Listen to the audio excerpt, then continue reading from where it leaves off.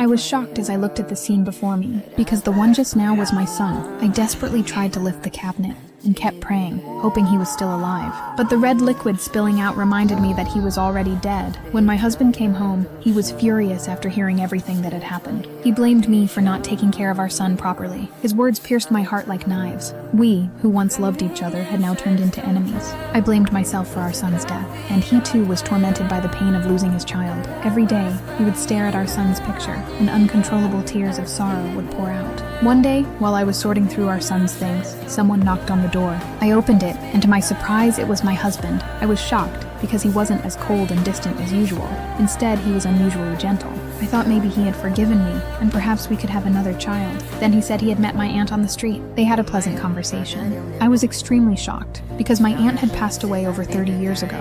How could he have met her? But before I could ask further, he asked if our son was in the bedroom. He wanted to go see him. In that moment, I didn't know how to respond. I froze. Suddenly, someone knocked on the door again. Hearing my husband's voice outside, I was confused. I quickly turned and went to the living room to ask what was happening. But the husband who had just been sitting there had completely disappeared without a trace. I was stunned by all of this, so I went to open the door. My husband was standing there, and he was constantly blaming and insulting me. At that point, I started questioning who my real husband was. The next day, I went to see my best friend, and I told her everything strange that had happened yesterday, but she didn't believe me. Instead, she suggested I see a psychologist. Then she turned and left.